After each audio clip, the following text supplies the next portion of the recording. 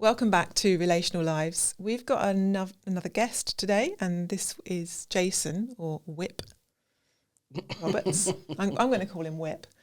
I met Jason through a yoga class that we've been doing probably for a good 4 or 5 years, and never really spoken to each other until we went on a yoga retreat. And we started to get to know each other, and Jason has some stories to tell. So I invited him on the podcast and suggested that he might want to help others with those stories. So here he is. Please do like, subscribe, and let us know your thoughts through the comments. We hope you enjoy.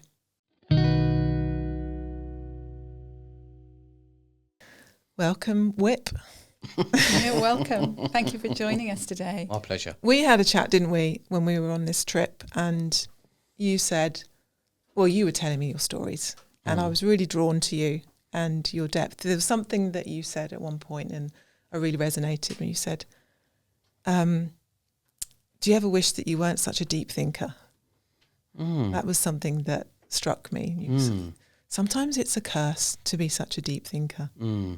And I was like, yeah, sometimes it is. Sometimes you just want to not think about stuff. Yeah. But on the other side, you know, I think you've got a lot of wisdom and a lot of humour to bring. So how about you start by telling us the beginnings of your story and how you ended up feeling like you were rejected? So first, I'd just like to say there's a lot of people that have had a lot harder life than me. So I've generally had a good life. But when there's a hole, there's a hole. So so when I was young, my mother left when I was about 4 or 5 years old. I had an older brother and sister and a dad. She left because she started a family too young and used alcohol and ran away with the circus, you know. And so I didn't know any different then. I just remember all the drama and the strangeness. But What do you remember about the drama?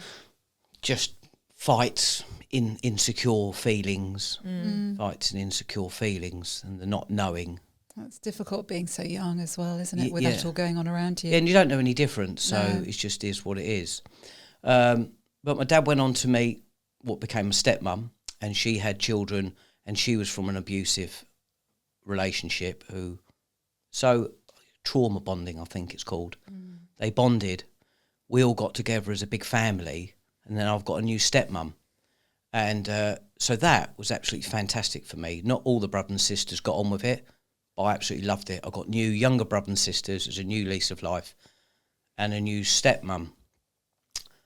So it felt really good to have that sense of family again, or what was Absolutely it fantastic. about it that... I think the fact that I had younger brother and sister, I try and think sometimes that if I had carried on with just my older brother and sister, my life would not have been as nice as what it was with my new brothers and sisters.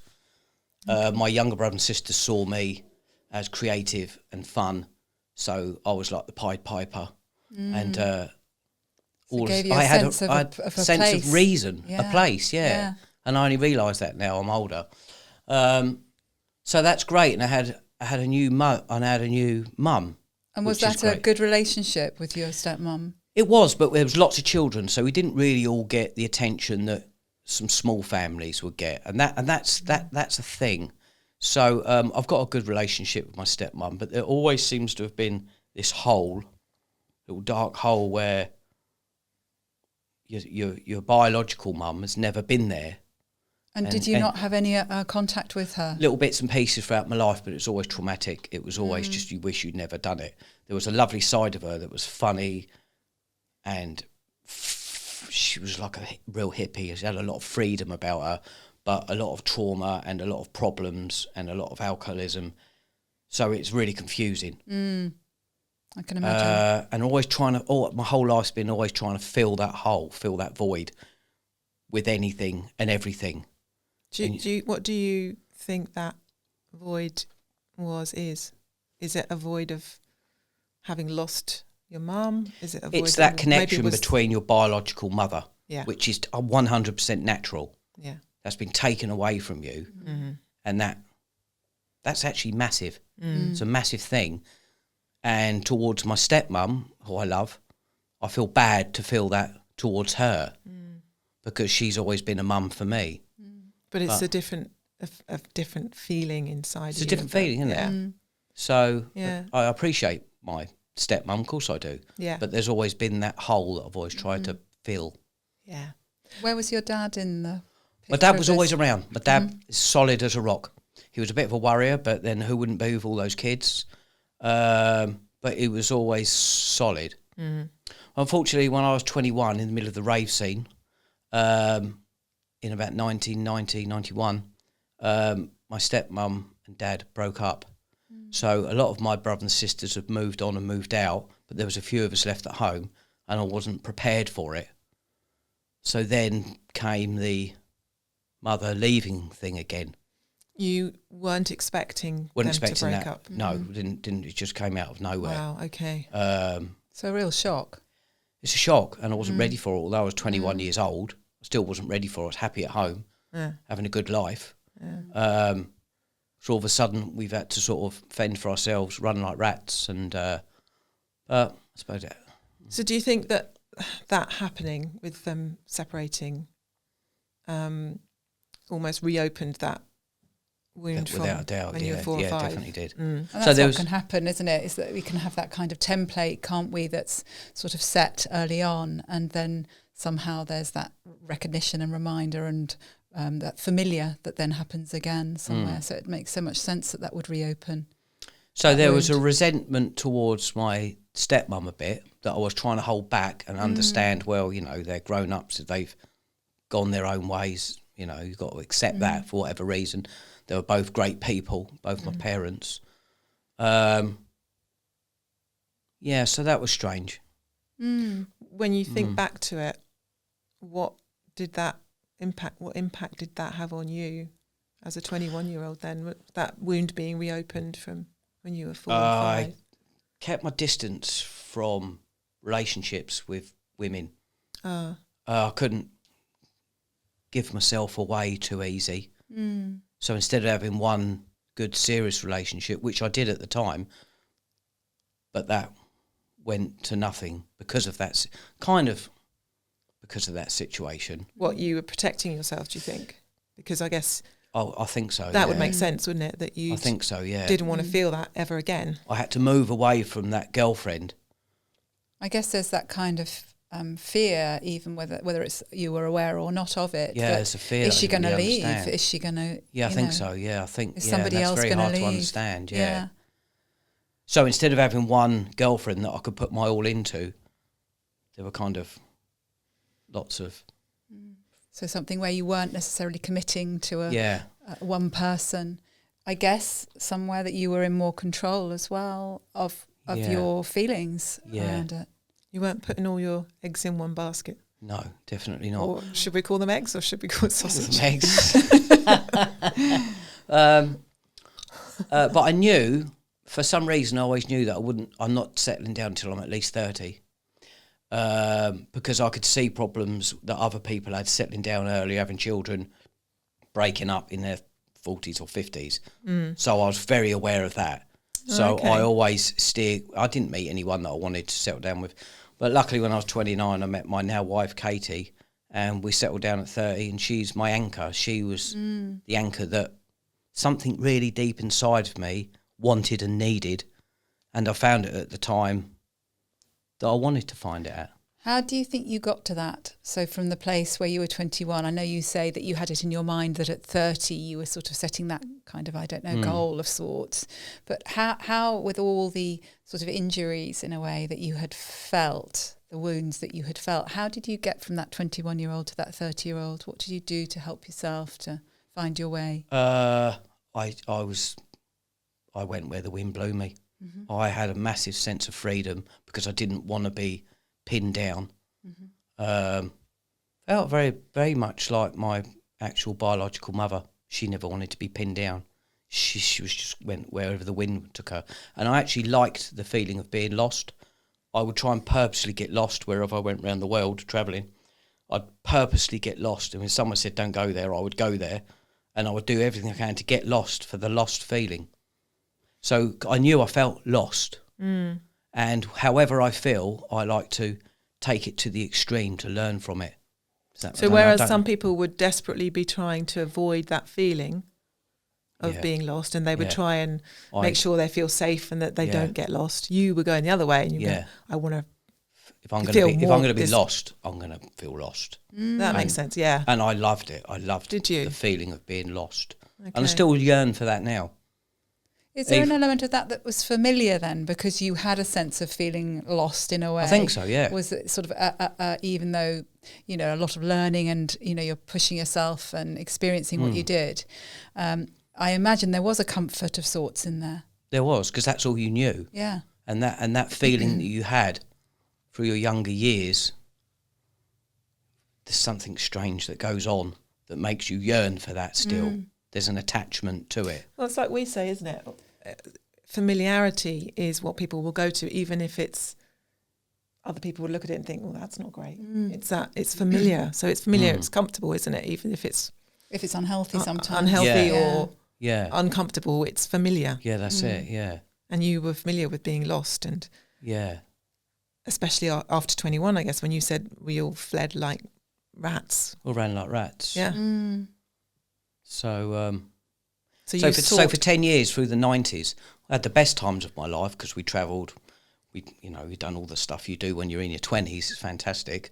But deep down inside, I was sad, lonely, sad and lonely, and that kept that. Did anyone know? It leaks out now and again, doesn't it? But you always try to keep it to yourself. It's I don't know what it's like for women, but for men, it's really hard, and you feel pathetic to show that. Gosh, so some really pathetic big messages. And if you speak about it to someone, you feel even more pathetic and weak. I think this is so important what you're saying, because I think it's such a, like you say, a very common thing, particularly with men, and this expectation that you have to be keeping things in, have to be seen as coping and strong. And that therefore, if you're not doing that, that the message somehow is that you're weak and pathetic. And that's so harsh, isn't it? I think that led me to go on to do things on my own. So I like being creative. So I just would go off and do my own thing instead of sticking with the crowd all the time. Because when you're on your own, you don't have to feel like you've got to be anything else or explain yourself. So that's why... Or be let down. Huh? Or be let down. So, yeah, you know... Or be left. Or be left. So, you know, I like my own company and I use it for creativity. Yeah. You mentioned to me about the rave scene a few times in the 90s. And I know that gave you something. Absolutely. It's a new family, because coming out of one family, all our friends got together and went to raves. We all know what went on at raves. We don't need to go too much into detail. Well, some people might not, because we're of an age where we know what went on at raves, but some people listening might not. There was drugs. Yes. Okay. So I don't know how far you want to go into that. Don't need to go too far. But in the rave scene, the drugs made you come out of yourself and give a real feeling of unity. And although the come down the next day was difficult, we were all together and it bonded us so close.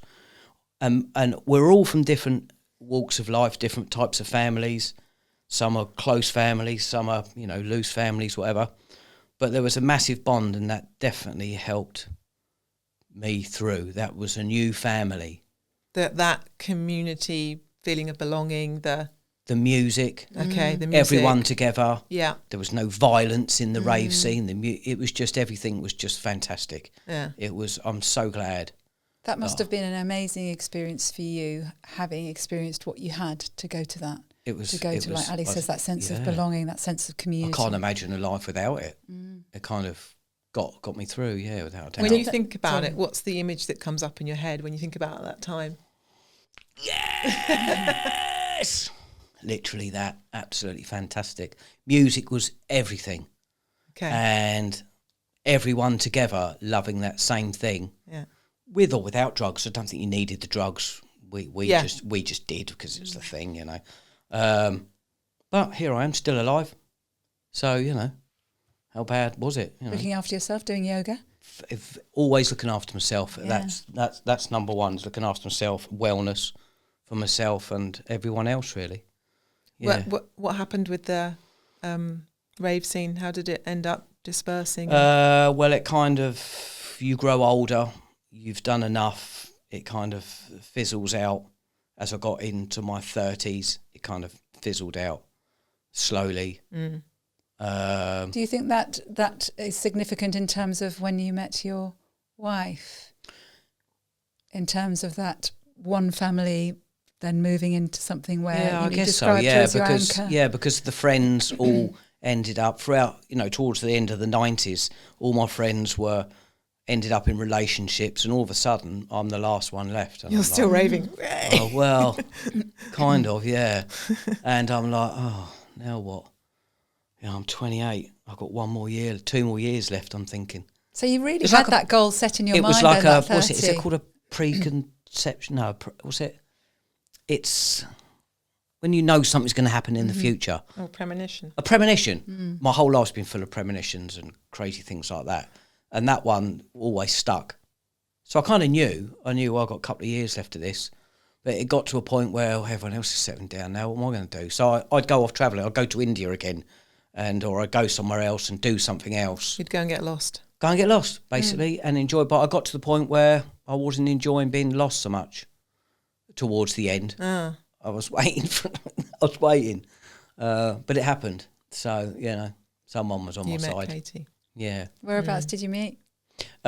Just around and about in town, actually. And I used to go to the hairdressers in town, and in Tony and Guy. And in there, it was like a kid in a sweet shop. Sounds funny, really. But there was all these lovely young girls, and I'd just have a bit of a laugh with all of them, and all these different characters and wonderful girls. But out of all of them, Katie was the anchor. She was the anchor. And you said to me, I think it was you said to me this, that she was the least kind of warm to you. Yeah. Out of them all. Yeah. She was. She probably still is now. Okay. What's the science behind that? I don't know. You were drawn to her, but yet she was the least warm towards you, the least flirtatious towards you. I think so, yeah. Mm-hmm. And yet the anchor. Yeah. So kind of something very solid around the connection with her. She grew up in a completely different lifestyle, in a small family, and they were very close. A normal, I don't want to call it normal, there's no such thing as normal, but a very close, small family. Completely the opposite, very, very, very safe. We're almost polar opposites, to the point of it being really difficult, but we're still together and we're still forging forward, But, there's no perfect relationship, is there? No. And they all take work. They all take work. They all take work, indeed. But those, I think, the polar opposites kind of form like a circle, and So bringing out also different experiences and different qualities, as it were, in the relationship, so that I guess you're bringing something for Katie as well as Katie bringing something for you. What am I bringing her? Madness. Well, maybe there's something in that. Yeah, Maybe there's something in your sort of sense of freedom and being able to do the sort of adventures. Yeah. Maybe there's, I don't know. What's she like around getting lost and adventure? And she doesn't like it at all. Right, so there you go. That tends to be what happens, isn't it? You find it in your partner. Yeah. Yeah, and you found the stability in her. Yeah. So it's worked somehow. Somehow it's worked, hasn't it? Let's talk about your humour, because that's something that really stands out for me about you. I absolutely love your Facebook posts. That's is your Facebook open to other people? World. Yeah, it's open to the world. Everyone has to have we can put a link everyone in has to but if you're happy for that. It just brings so much fun to things. I think what I like to portray out into the world is what I would like to see, that fill those gaps that are missing. Are you on any other social platforms with this? No, it's too much. You need much. to. No, it's too much. It You're a takes too social much media time and manager. effort to do that for me. Get your daughter on it. Yeah, she always asks about doing TikToking and all the other different things. Okay. But all the time you're doing that, you're not being yourself. No, you're not. But And I quite like that small community of friends I've got on Facebook okay, because it keeps it like a little family. okay, might get a bigger family now. Huh? It might be a bigger family now. So, yeah, well, I just, that if I'm all the time trying to put myself out there, I'm not being myself. It's No, like, you're it's just like wanting making to- myself a business when Yeah, Yeah. I just want to be me. Yeah. So, I end up, what do? I do creative rolling stuff. in stinging nettles. Rolling in stinging nettle. But there is, a theory behind that. I heard, there's a yeah. massive theory behind I that. hope there were a load of dock leaves nearby. Didn't need dock leaves, Oh no. my god, you literally It's a rolled therapy. naked in stinging nettles. Well, I had my pants on, but it did go straight through the pants. Did it? But I've worked my way up to rolling stinging nettles. It's a therapy. It gets the blood flow going. And if you've got any anxiety or depression or you're sad or you're just bored because it's winter, tickling yourself in different areas over your body is exciting. You're pushing yourself forward. So it's good for pushing like that forward. challenge, I wonder if it's I a bit like like the cold challenge. water thing that people do. It's exactly like that. That's exactly what it's like. But when I worked my way up to a full body roll through them, I heard Steve-O from Jackass. I don't know if you remember Jackass, the programme. I heard his voice coming through the wind telling me to do it again. So I rolled through them again, which, it's a bit extreme. But the whole afternoon, I'd say. I felt amazing walking around the Downs. My whole body was Alive. alive. Absolutely Yeah, I alive. can imagine. But when it got to bedtime, it was difficult to sleep. So I had to take an antihistamine to calm everything down because Yeah. that was difficult at that point. But it was good fun. I think What's humour? How has humour helped you through your life then? everything. Obviously, if something's really serious, you've got to deal with it and you've got to put your serious head on. Apart from that, nothing's really as bad as you think. I think when you've grown, the difference I see is when you've grown up in a load of stuff that I've grown up in, and the way that my stepmom was so strong, nothing would bother her. She was just like a Trojan. She was so strong, nothing would bother her. So that's a mindset. Nothing's a problem unless your arm's been cut off, So my wife's life was completely different. Any small problem could be like a massive problem. And I'm like, it's not a problem. Yeah. So just do something silly and get over it. If in doubt, muck about. Unless it's really a problem, just laugh about it. Was Have it fun. something that you had as a kid as well? I remember when I was young, I used to pretend to fall down the stairs and I made a real horrific scene, like some kind of film act. And then I'd have stage blood and I'd put it all over myself and everyone would come running. I suppose it's an attention thing. Yeah. When you've got lots of kids, you've got to beg. You've got to find your place. You've got to find your place, get your attention. And I done it with humour, which made everyone laugh, so it was good. Yeah. And having younger siblings as well, I imagine you sort of described yourself as the Pied Piper. Yeah, they loved it. So it was good fun. We all loved it. It was just fun. So, I suppose... Because sometimes people will find that humour is a way to feel like they belong or that they're liked. I suppose that might be what's behind it, isn't it? I mean, what other ways can you go? I couldn't see any other. I don't know. I just like being. I think humour and creativity go together. They do with me, anyway. Making people laugh, laughter and music and love. That's what life's about, isn't it? So that's what I revolve my creativity, music, love and laughter. Yeah. They're the most important things in life, aren't they?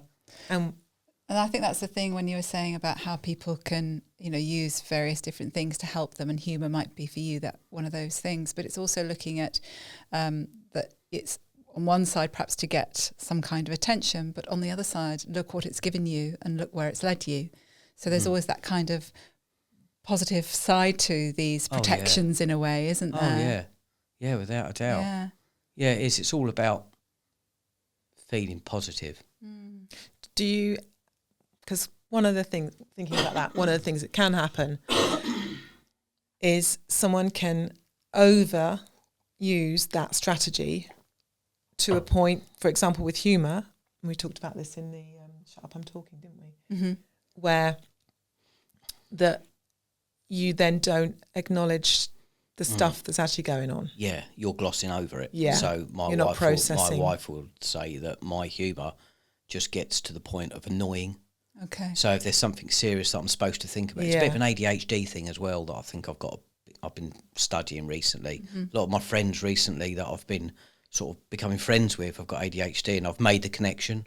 So stuff that is supposed to be important, I've absolutely nothing to do with it whatsoever. So humour, just humour it, push it to a side, and then concentrate on something that is important to me, creative. So that kind of makes sense, doesn't it? But I guess in a way, like you say, for your wife, It's got to be annoying. Well, maybe, annoying, but maybe there's that sense she wants you to be closer to her in those moments where she might be going through whatever she's going through. Yeah. And seeing you kind of go away from her with your humour. Yeah. I'll take that home with me. You're welcome, That's Katie. gone in. Yeah. Yes. Yeah, that's gone in. Yeah. Because I've been told that before. Yeah, because people... because then she might be feeling like, where is he in this? I'm feeling whatever. Yeah, so it's a bit selfish, really. I can be quite. It's not. I think it's reframing that, because I think it might seem like it's a selfish behaviour, but actually it's come from a protective place. That's exactly. So there's the reason for it. Yeah. However, is how rather than just going with what's maybe familiar to you, like the getting lost, and that's familiar and comfortable, that maybe this is a place where you might be able to get lost in a slightly different way by going towards her. It might be something new that you perhaps could experience. Does that make sense? Yeah, it does. It might be quite difficult because your instinct will be... It is. Be It is always difficult. I've got to be funny now. I always do things, and then afterwards I go away thinking, I've done the wrong thing again. So it just comes out. Yeah. It's not even and I in think my you're control. right that part of, if there is an ADHD element to that, that's something that I think can be difficult. Yeah. But I guess it's having this awareness, isn't it, that when I'm doing this, noticing when you're doing it, that even if you have gone away and your humour you noticed have done it, how do you go back? I go back and say sorry. And then are you able to stay with Katie and hear what she needs to say then? Yeah, lovely. So that's the kind of repair that comes, which is often something with couples work that we do. We kind of... My trade is repairing. Oh, is it? So, but what you've said there is gone in, and I'm trying to get it to stick to the side. So that's an important thing.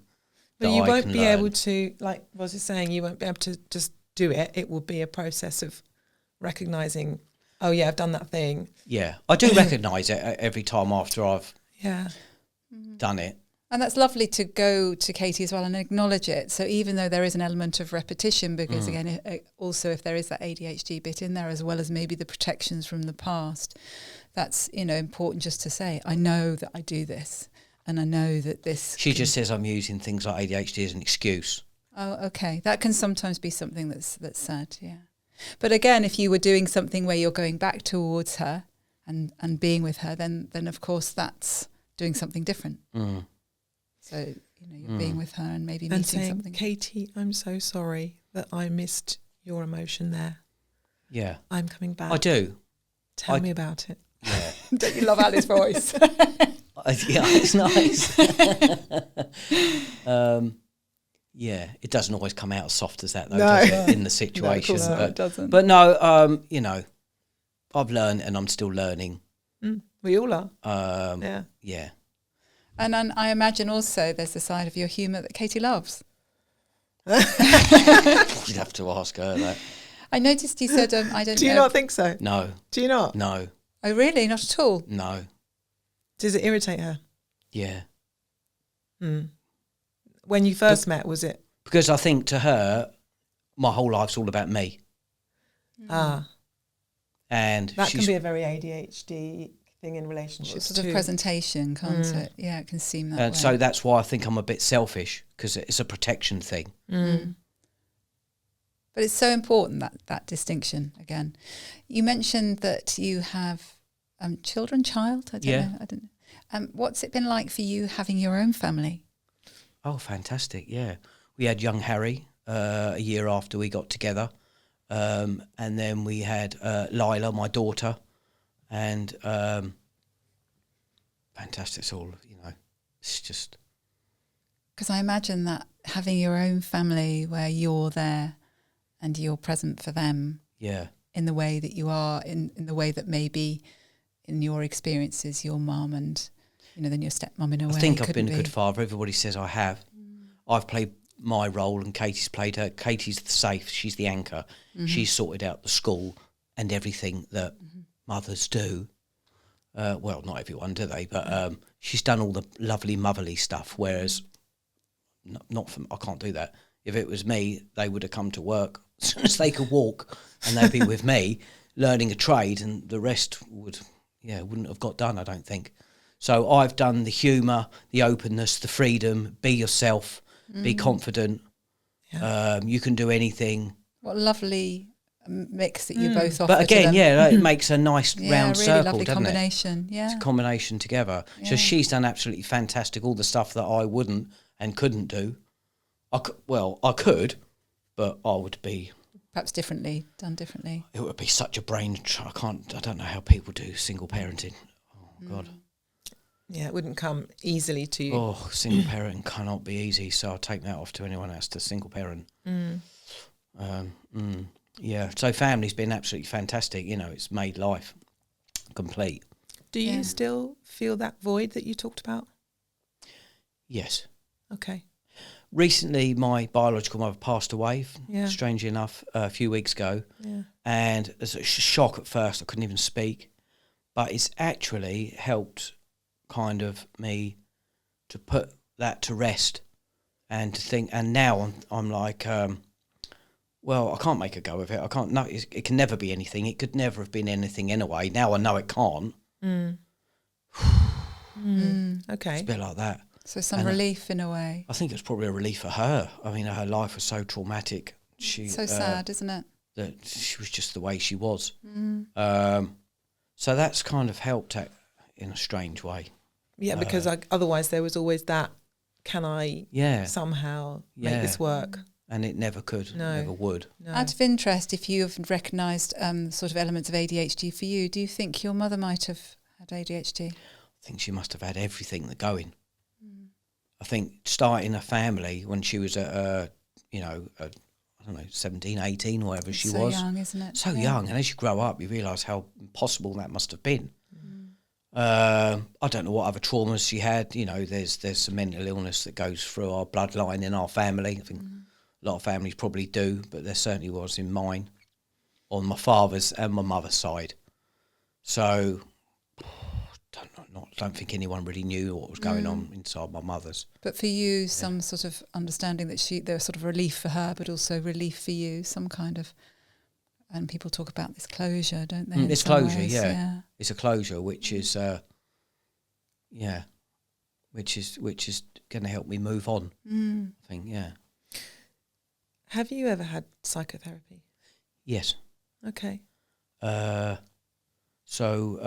When I was in my late 20s, looking at my watch, like I was saying, wondering about the things that were problematic, a lovely fella, and from what I remember, he kind of had this timeline, I think it's called a timeline, like a rainbow-coloured line, and he told me to pinpoint the things that were the problem. Yeah. The first one was my first mother leaving, and then my stepmum leaving, and then directly after that, breaking up with my girlfriend.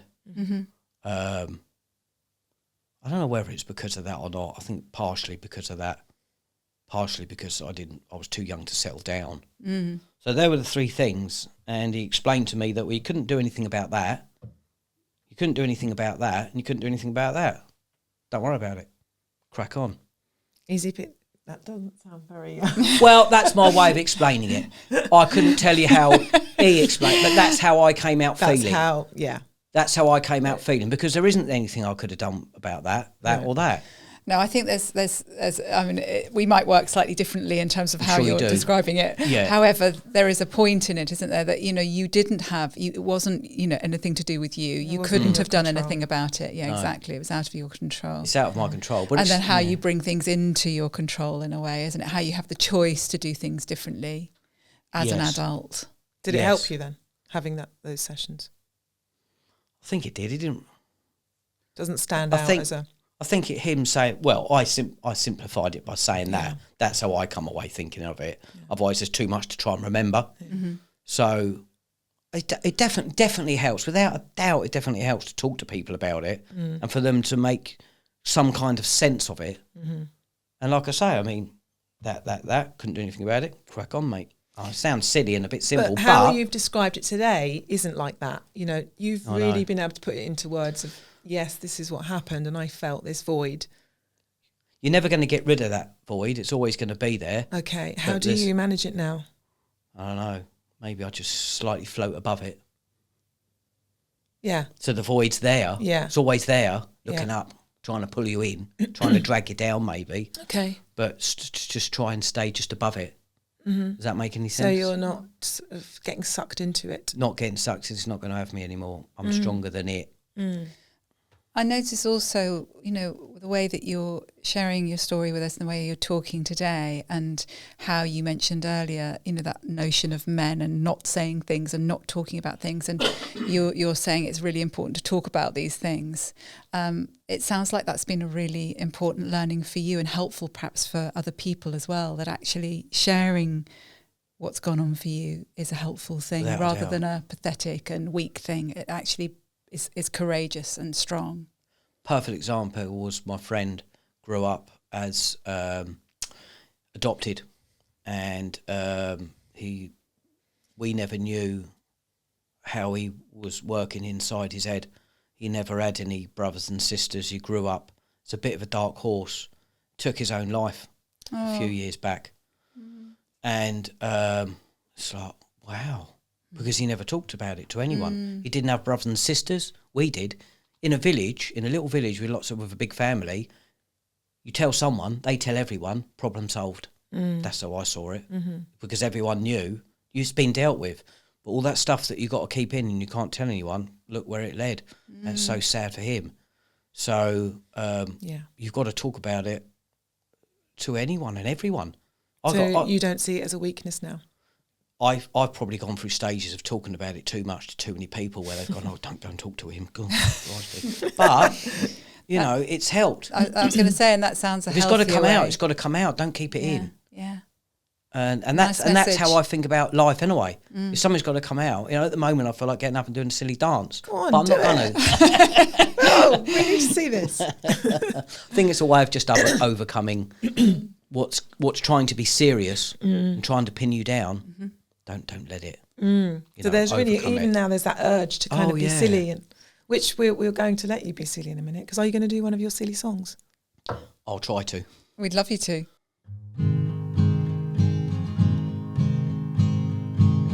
What's that noise coming from the shed? There's a bloke inside with diodes on his head. What's going on behind that old green door? I might be wrong, but I think it's against the law. What's that smell coming at that place, There's a bloke inside with war paint on his face, Flashing lights and weird stuff on the wall, Dead bees and a castaway Wilson ball. I got skulls and bones and teeth and stones and a shed load of paint and broken bones. I got moonshine, boot shine, Indian woodbine, incense sticks and gardening tools. I got stupid tricks, I got dowsing sticks, I got odds and sods, I got rods for cods, I got a bottle collection and a pentagram. I got sticks of shade and a nice wee dram. I'm transmitting from the shed, moons and crystals round me head. I'm transmitting from the shed. My wife and kids have gone to bed.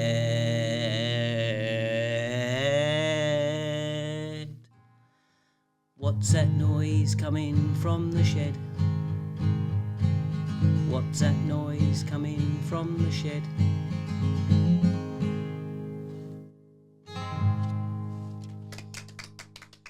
Thank you so much, Whip. Tell us about your shed, though, because I think this is relevant.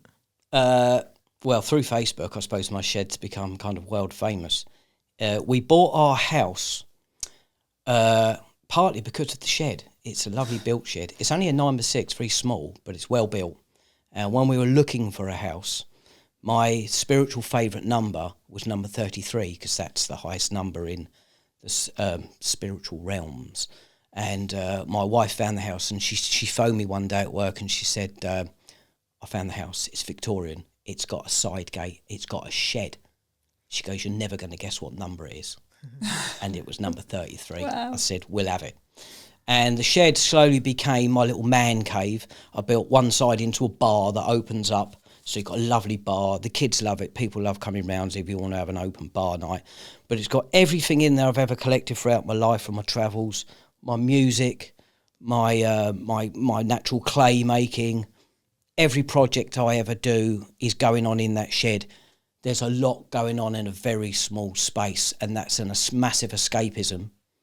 And just go to the shed, and you can just escape. Get lost in the shed. You can get lost in the shed, and you're only... There's a song there. There's getting lost. Well, it's kind of like that, isn't it? I mean, it gives us a real experience of your shed with all the things that you were listing there. Yeah. So a special space for you. It's a special space, and like you say, that's very interesting. You say that I can get lost, but I'm only in the garden. Yeah. So that's all right. It's a family man. You're still anchored to the family. Yeah, indeed. Yeah. Okay. Thank you so much for being on with us. Before you go, we've just got our Would You Rather segment that we're going to do with you. Would you rather? So, would you rather everyone remembered you for your humour or for your wisdom? Oh, that's a big one.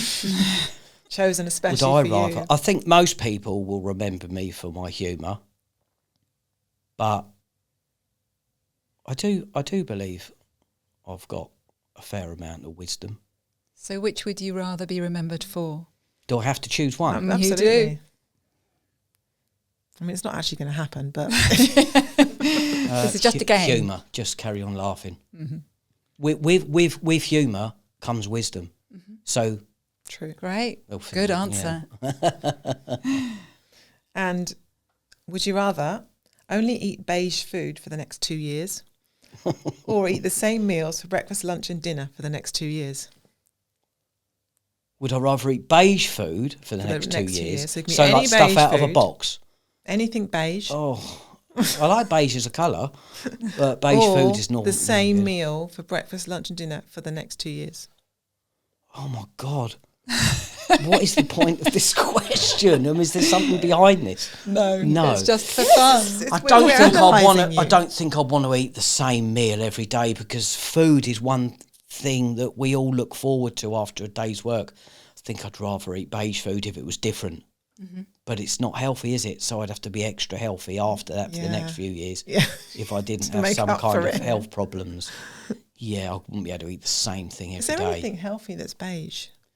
There must be. There must be. What? Well, chicken, boiled chicken. Chickpeas are beige. Boiled chicken. Boiled chicken and chickpeas. So we could work our way around that, couldn't we? Yeah. We could work our way around that. Let's work our way around that. I wouldn't want to be behind you in the yoga class after no. chickpeas. Don't blame you. Yeah. Oh, thanks so much for coming. That's right, my pleasure. Thank you. It's been lovely having you. Nice to meet you all.